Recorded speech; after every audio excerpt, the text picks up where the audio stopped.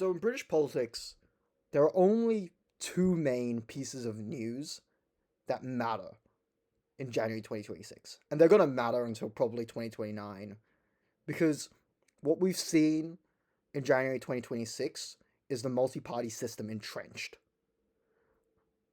First, let's talk about Jenrick getting kicked out of the Conservatives and joining Reform.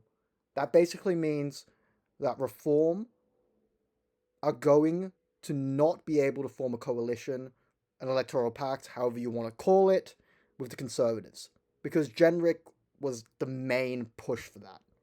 I mean, we're seeing more Tory defections as well, but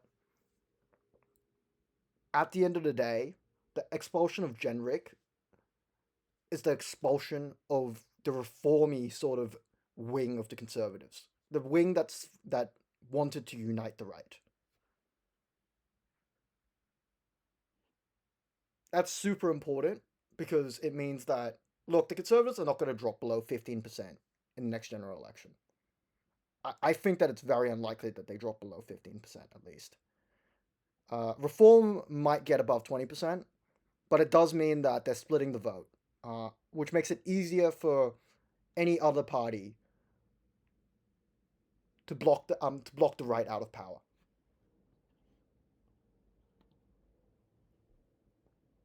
The second thing I want to talk about is Andy Burnham getting frozen out of the Golden and Denton by-election. It's really important because it essentially crystallizes the loss of left-leaning support for Labour. With Andy Burnham in charge, I think that there was a good chance of Labour being able to win back a lot of that left-leaning vote that they've lost to people like the Greens, but also your party.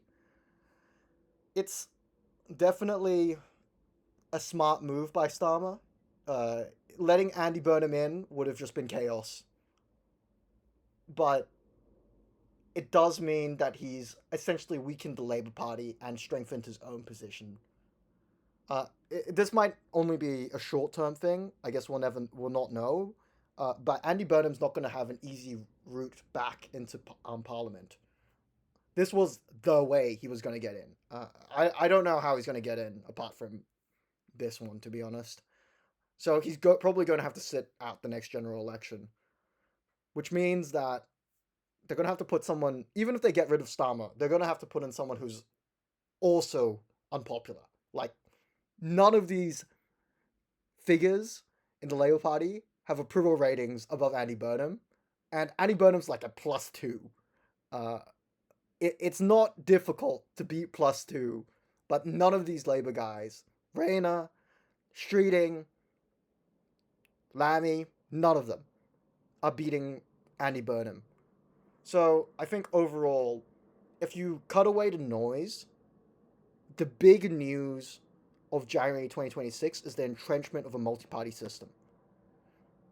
And it looks increasingly likely that both the left and the right are going to be unable to unite for the next general election in the UK.